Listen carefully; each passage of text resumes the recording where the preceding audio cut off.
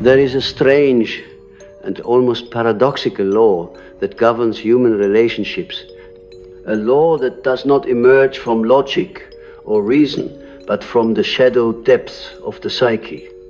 You have felt it, though perhaps you could not name it. It is the magnetic tension between the light of the empath and the unspoken resentment of those who secretly wish to extinguish that radiance. Why is it that the soul that gives, that heals, that perceives with a heart unguarded, so often draws near to those who seem unsettled by its very presence?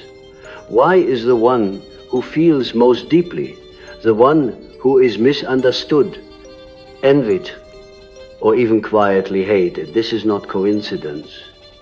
It is not fate in the simple sense. It is an alchemical reality woven into the unconscious dynamics between the self and the other. Empathy is not just a personality trait, it is a manifestation of what I call the self, the totality of all psychic contents, both conscious and unconscious. When someone is truly empathic, they are not merely sensing emotions or reading the invisible language of energy. They are allowing themselves to become a vessel through which the collective unconscious can speak. Such a person is luminous, not because they try to be, but because the very act of openness creates a field of awareness that others feel in ways they cannot articulate. And yet, there is a cost to such light. Wherever there is light, the shadow sharpens its edges. You may have noticed this when you walk into a room with your quiet presence. The atmosphere shifts. Some people are drawn to you as if to a sacred flame. Others, however, react with subtle irritation or hidden contempt. They may smile, but their energy contracts. They may admire you on the surface, but deep inside, they harbor resentment. What is this hidden hostility? Why does your mere existence stir a discomfort they do not fully understand? The answer lies in the archetype of the shadow. Every person carries a shadow. That dark container of all we refuse to see or accept within ourselves. When someone encounters an empath, they are confronted not only with the warmth of light, but with the uncomfortable contrast between what they are and what they wish they could be. The empath's light, that authenticity, that natural openness, exposes the other's hidden wounds, the unhealed aspects they have buried. This is why resentment arises. It is rarely about you as a person. It is about what you reflect to them, what you awaken within them. Your presence acts like a mirror, showing them both the longing for wholeness and the fear of their own suppressed darkness. I've often said that the meeting of two personalities is like the contact of two chemical substances. If there is any reaction, both are transformed. The empath transforms others simply by being. But transformation is not always welcome to the one who is not yet ready to face their shadow. Your light feels like a silent accusation. They may feel diminished in your presence. Not because you belittle them, but because your authenticity reveals the artificial masks they wear. It is as though their psyche whispers, you are not living your truth. And instead of listening, they project that discomfort onto you. They resent you for being what they cannot yet be whole. Vulnerable. Awake. There is also a deeper psychological mechanism at play, one that is both fascinating and dangerous. The empath is often the archetype of the wounded healer. The reason you can feel so deeply is not because life spared you, but because you have known pain, perhaps in forms that left invisible scars. Your light is not naive. It is born from a long journey through your own darkness. Others sense this subconsciously. They sense that you hold a key, a knowledge of suffering, transformation, and renewal. Yet, instead of seeking to learn from you, many will attempt to siphon your energy or even to dim it. This is the paradox. Your very gift makes you a target. Consider the image of the sun. It gives life, warmth, clarity, but not everyone welcomes the sun. For some, it is too bright, too exposing. They crave shadows, because shadows hide the truth. In the same way, an empath's energy can feel invasive to those who are not ready to be seen. They may call you too sensitive or too emotional, but what they really mean is that your sensitivity unmasks what they desperately try to conceal. And here lies the secret resentment. They are both drawn to your light and threatened by it. It is as if they want to stand near the warmth of the fire but cannot bear the illumination that comes with it. In my work with dreams, I have often encountered symbols that reveal this dynamic. A dream might present a figure of the luminous child, a radiant being that shines with purity and truth. But alongside it, there is often the shadow figure, the envious sibling, the dark twin, the trickster who tries to extinguish that light. This is the eternal motive of the light bearer and the shadow, of the hero and the adversary in your waking life. You may find this symbol playing out in the form of relationships where you feel drained, misunderstood, or quietly sabotaged. It is not because you are wrong or flawed, but because you are a living embodiment of that luminous archetype. And wherever such light exists, the shadow rises to meet it. I invite you to reflect. Have you ever noticed how some people seem inexplicably irritated by your kindness? As though they interpret your generosity as a kind of judgment against them. This is projection. They see in you what they cannot accept in themselves. Perhaps they resent their own inability to feel deeply, to connect authentically, to live without the armor of pretense. And so, rather than face their own discomfort, they project it outward. You become the too much, the one who tries too hard, the one who feels too intensely. But the truth is, they are not rejecting you. They are rejecting the mirror you hold up to their soul. To live as an empath is to walk the razor's edge between light and shadow. Your sensitivity is both your strength and your vulnerability. It allows you to see the unspoken, to touch the unseen currents of emotion that run beneath the surface of ordinary life. But it also means you will encounter resistance. People will love you for your warmth, but some will resent you for your radiance. This is not your fault. It is simply the way the unconscious reacts when confronted with a force that awakens it. The key is not to dim your light to please others, but to understand the alchemy at play. When you see resentment in someone's eyes, know that it is not a verdict against you, but a sign of their own inner conflict. I will tell you something that may surprise you. The people who resent your light the most are often those who secretly yearn for it. They are drawn to you because you remind them of a part of themselves they have lost. You stir in them a longing for authenticity, for freedom, for emotional depth.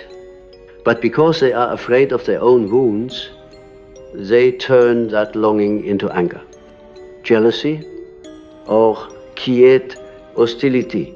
This is why so many empaths find themselves in relationships, whether romantic, familial, or professional, where they are both admired and subtly undermined. The empath, unaware of this dynamic, often takes it personally. You may think, what have I done wrong? Why do they treat me this way when all I want is harmony? But this is not about what you have done. It is about what you are. You see, the unconscious is not rational. It does not measure things in fairness or logic. When someone's shadow is stirred, they do not pause to ask, is this resentment truly mine, or am I projecting it? They simply feel it, often without knowing why, and you, the empath, stand there bewildered, sensing the tension that is never spoken but always present. This is the hidden cost of being attuned to the subtle layers of reality. You feel what others do not want to feel. You absorb the unspoken hostility, the quiet judgments, the half smiles, and the veiled remarks. Sometimes you even begin to believe them. You start to think that perhaps your light is too much, that perhaps you should shrink, speak less, carry less, feel less. But that is precisely the trap that the unconscious sets when it is not understood. If you shrink, you betray yourself. If you dim your light, you sever your connection to the very essence that makes you whole. Let us look deeper into why empaths attract those who secretly resent their light. In analytical psychology, relationships are often the theater where the unconscious plays out its most intense dramas. When two people meet, it is not just their conscious selves that interact their unconscious minds. Their archetypes, their hidden complexes all begin to dance together. The empath often carries the archetype of the anima or animus, the inner feminine or masculine principle that represents emotional depth, intuition, and soulfulness. When someone encounters this archetype outside themselves, in the form of an empathic individual, they are drawn to it because it feels like a missing part of their soul. Yet, if they have rejected that part within themselves, they also feel an instinctive anger toward it. It is as if your existence challenges them to face the parts of themselves they have locked away. And not everyone is ready for that confrontation. There is another dynamic that is worth exploring, the archetype of the martyr. Many empaths often unconsciously take on the role of the one who suffers, so that others may feel better. This is not because you want to be a victim, but because you have been conditioned, perhaps from childhood, to believe that love is earned through sacrifice. You may have grown up in an environment where your sensitivity was both a gift and a burden, where you were praised for caring but criticized for feeling too much. Over time, you learned to prioritize others' emotions over your own, to give even when it drained you, to absorb pain in silence. This creates a pattern that the unconscious recognizes. You become a vessel for other people's projections, both good and bad. They admire you for your warmth. But they also unload their shadows onto you. They resent your light because it reminds them of their own darkness. Yet, they also depend on you to soothe that darkness. This is the double bind in which many empaths find themselves trapped. Imagine a dream in which you are holding a candle in a dark room. Around you are figures, some reaching out to you for warmth, others trying to snuff out your flame.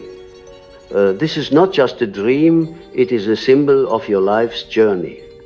The candle is your empathy, your inner light, your ability to see beyond appearances. The figures are the people you encounter, some who see your light as hope, others who see it as a threat, and you, the dreamer, must decide, will you guard that flame, or will you let it flicker and die under the weight of others' resentment? This is the question that life continually asks of empaths. It is not about becoming harder or colder that would only turn you into what you are not. It is about becoming more conscious. To hold the candle without being burned by the shadows, it illuminates. You must understand that the resentment you face is not personal. It is archetypal. It belongs to a universal pattern that has existed for centuries.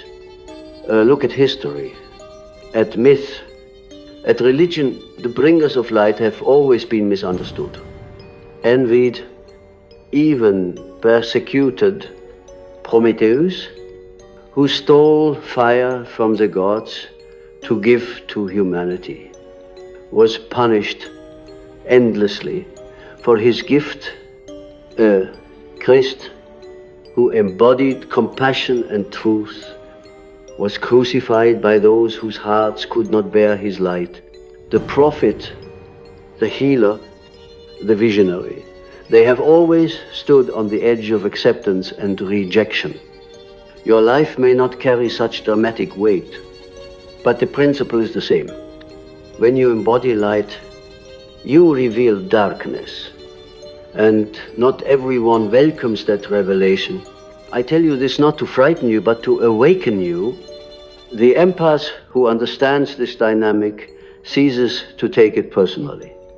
You begin to see resentment as a signpost, a signal that your presence has touched a nerve, stirred something in the unconscious of another. You stop asking, what is wrong with me? And instead ask, what is this showing me about them and about myself? Because yes, even as an empath, you carry your own shadow. Sometimes you may feel superior in your sensitivity, as though your ability to feel makes you purer or wiser than others. Beware of this temptation. It is subtle, but it can create an unconscious arrogance that others sense and resent. The key is humility, to hold your light not as a weapon or a badge, but as a natural expression of who you are. Now let us turn inward. Why do you, as an empath, attract these challenging dynamics? It is not just because of what you are, it's also because of what you believe. Deep down, many empaths hold an unconscious belief that they must fix others, that they are responsible for healing the wounds of the world. This belief, noble as it may seem, can become a magnet for those who are unwilling to take responsibility for their own healing. They are drawn to you like moths to a flame, sensing that you will carry their burdens, absorb their pain, and ask for nothing in return. But this is not true empathy, this is self-erasure. True empathy does not require you to sacrifice your essence. It requires you to witness and understand without losing yourself The moment you confuse your light with the duty to heal everyone, you become trapped in relationships where resentment festers, both theirs and yours. There is an image that comes to me often when I think of this dynamic. It is the image of a garden. The empath is like a garden filled with fragrant flowers, a place of beauty and nourishment. People come to this garden, some to appreciate it, some to take from it, and some, tragically, to trample it out of envy. The garden does not choose who enters, but it can choose how it is tended. You must learn to tend your inner garden, to set boundaries, like a fence, not to keep everyone out, but to ensure that only those who respect your light can enter. This is not selfishness, this is self-respect. Without it, your light will dim, not because others have taken it, but because you have given it away without care. I know this may sound abstract, but let us make it concrete. Think of a time when someone's resentment pierced you like a knife. Perhaps they mocked your sensitivity, dismissed your feelings, or tried to make you feel small. What did you do? Did you shrink? Did you apologize for being who you are? Or did you hold your ground?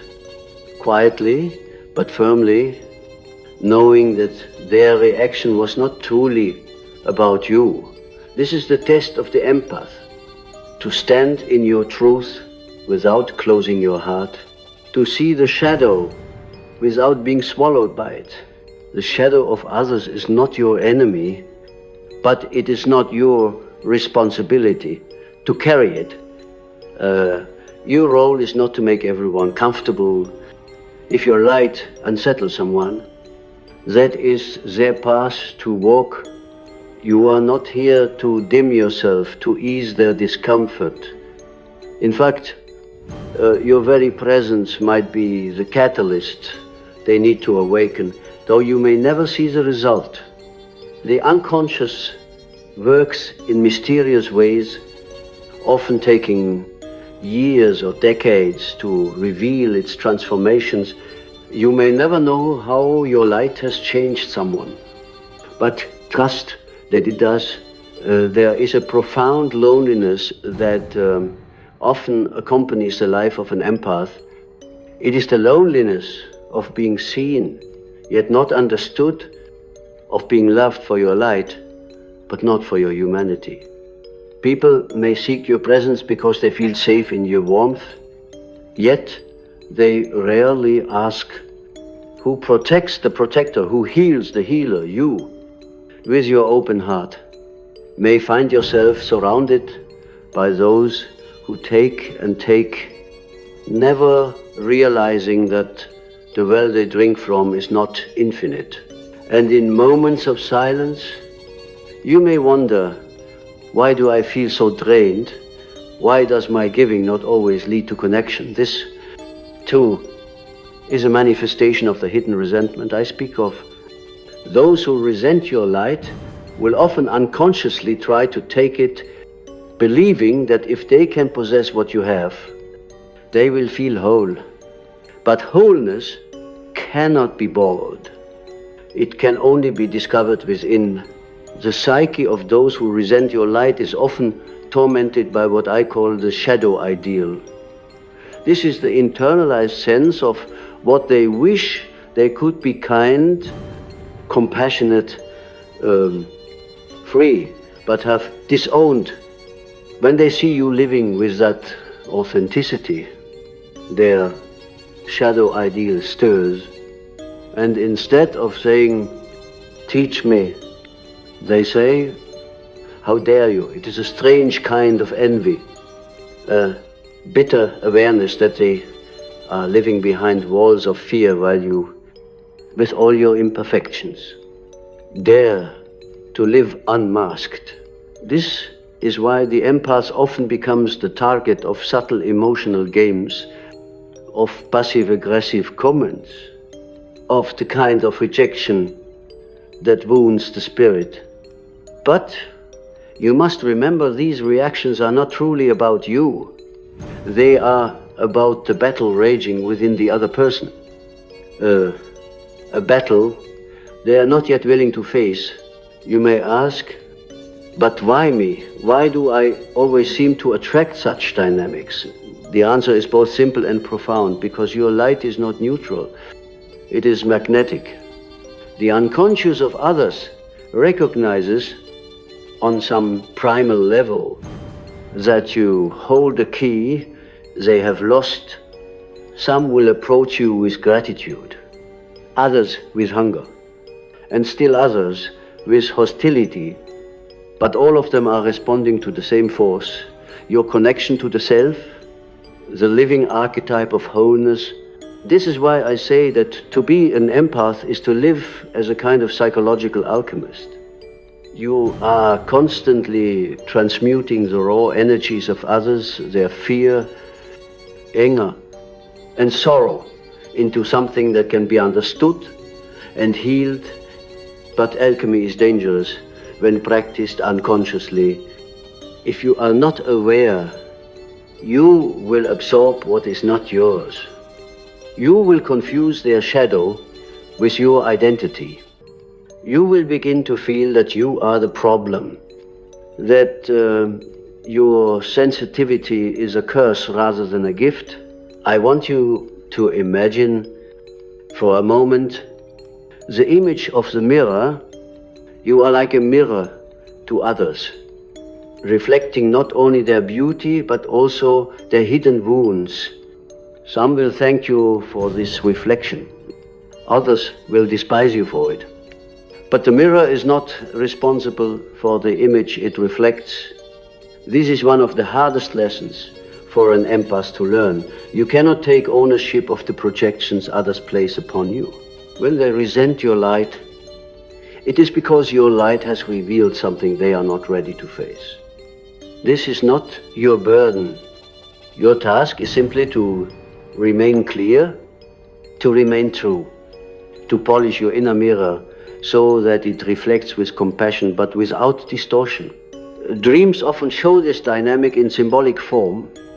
A dreamer may see themselves carrying a lantern through a dark forest, while figures emerge from the shadows, some reaching for the light, others trying to snuff it out. The lantern is the dreamer's own consciousness, the fragile flame of awareness that illuminates the unconscious. Those shadowy figures are not enemies in the true sense. They are the unintegrated aspects of the self. In waking life, these aspects are often projected onto others. When someone resents your light, they are really wrestling with their own inner darkness. And in that moment, you become both a threat and a teacher, whether you wish to or not. There is a temptation, especially for those who feel deeply, to respond to resentment by becoming smaller. You think, if I am less bright, less open, perhaps they will not be threatened. But this is a betrayal of your essence. Your light is not a weapon, but neither is it something to hide. It is the natural radiance of a soul that has walked through the fire and emerged whole. Do not confuse humility with self-erasure. True humility is to shine without demanding that others see you. To love without demanding to be loved in return. To give without losing your core. The path of the empath is not an easy one, because it requires you to live in the tension of opposites, to hold both light and shadow, love and pain, connection and solitude. But it is also a path of profound meaning. In my own work, I've seen that those who feel most deeply are often those called to the work of individuation, the process of becoming whole by integrating all parts of the psyche. Empaths are particularly suited to this journey because they have already learned to navigate the currents of emotion and intuition. Yet, individuation also demands that you set boundaries, that you claim your right to exist as you are without apology.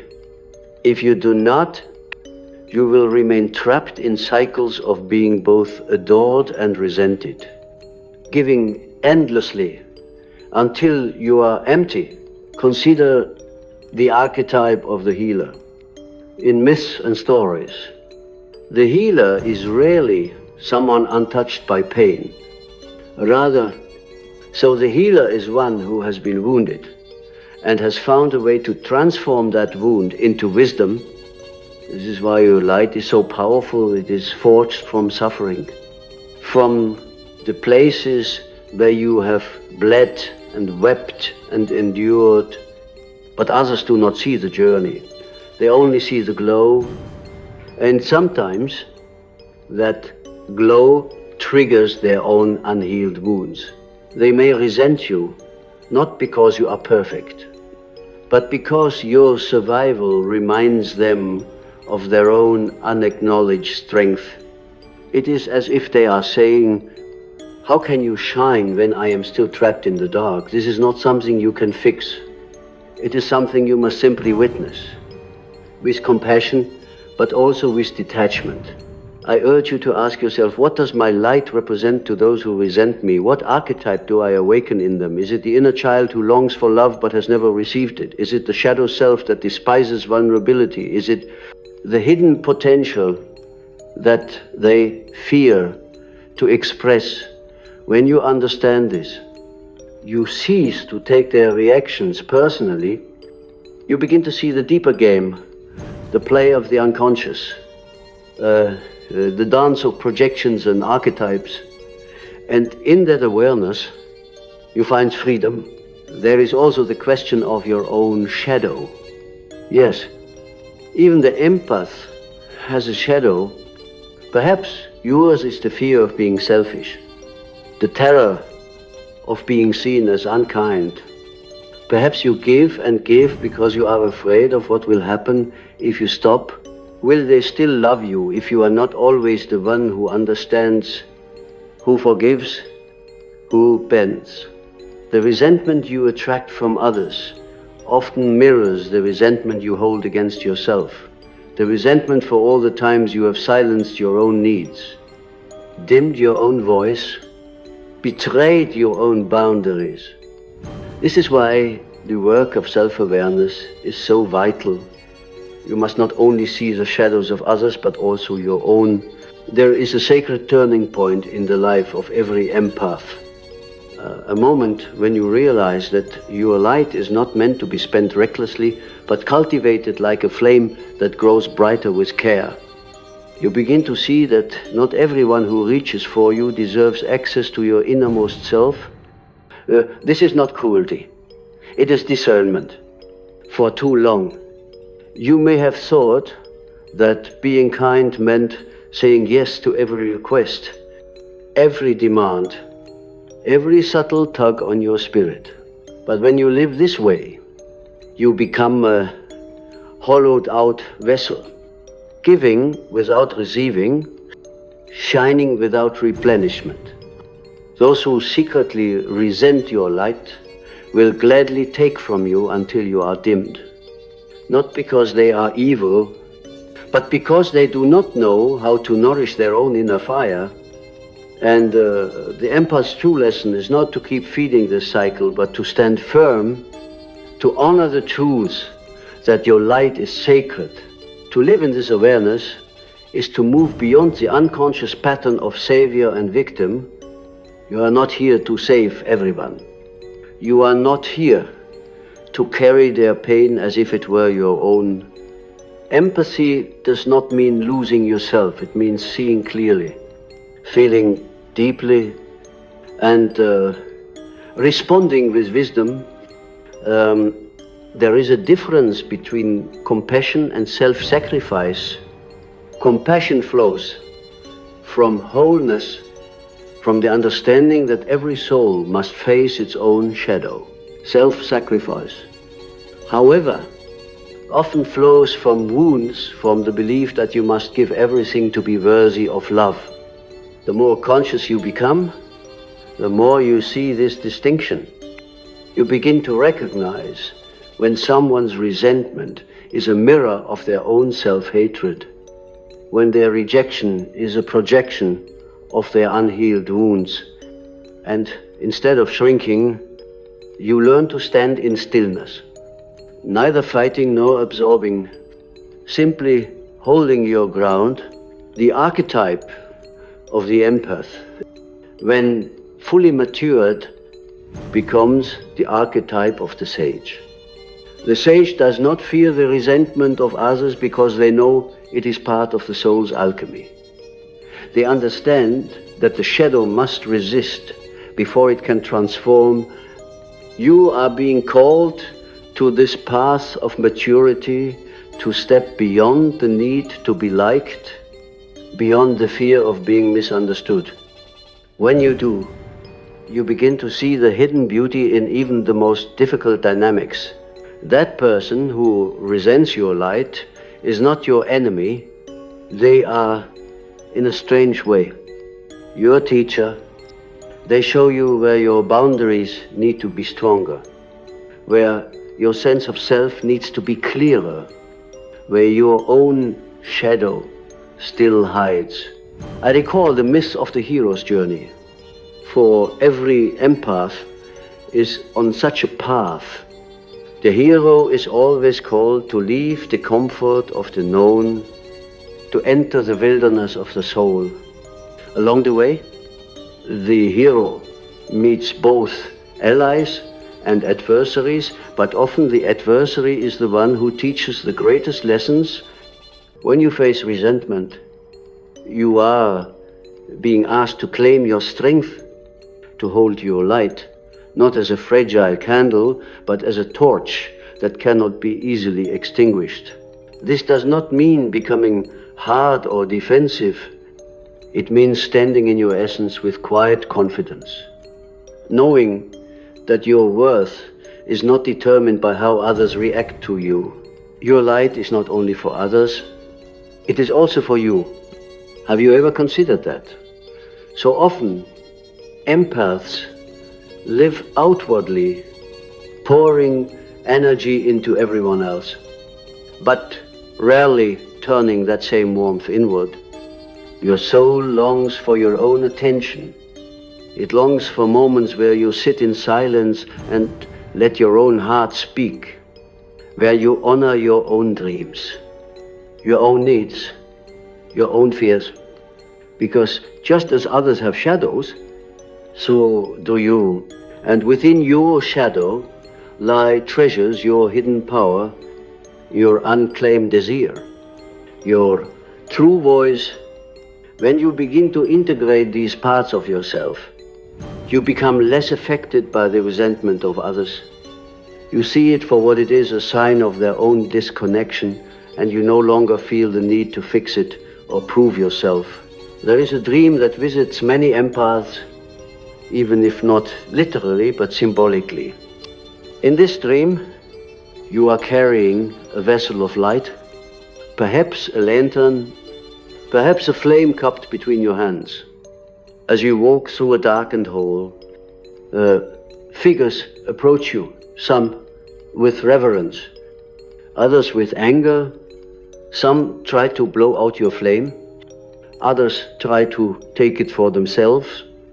The dream is not about them, it is about you.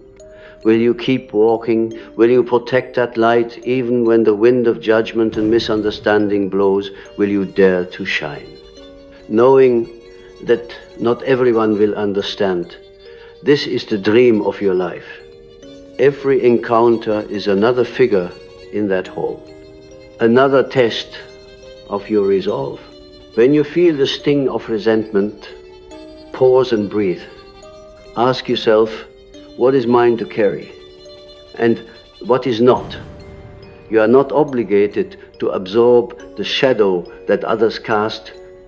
You are not required to make them comfortable with your presence. In truth, the discomfort they feel is often the first step of their own awakening. Your role is not to ease that pain, but to remain authentic, to be the living example of what it means to feel, to love, to exist without masks. And yes, this may make you a target, but it also makes you a catalyst. People remember those who challenge them to see more deeply. Even if they resist it at first, it is essential that you learn the art of energetic boundaries. This is not about building walls, but about cultivating a strong inner center. When your center is strong, you can feel deeply without being overwhelmed. You can love without losing yourself. You can give without being depleted.